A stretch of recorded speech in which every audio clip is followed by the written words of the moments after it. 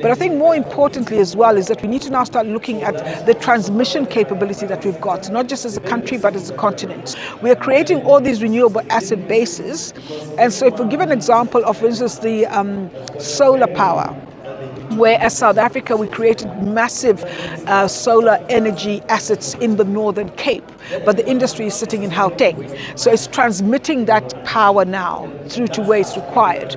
And so now that's where some of the emphasis is now being placed on making sure that when we build these assets, we've got the capability to transmit where you need the power. Electrotechnical covers electrical engineering, electronics, ICT, and telecommunications.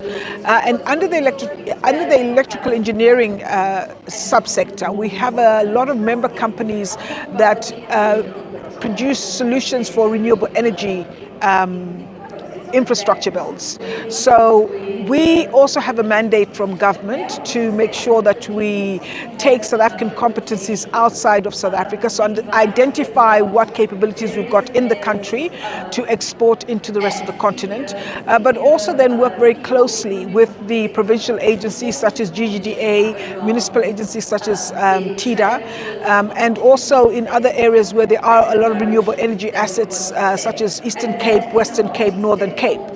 Specifically with Tshwane, as you're aware, the executive mayor made an announcement that they are wanting to develop their energy infrastructure to the tune of 1,000 megawatts by 2026 outside of the ESCOM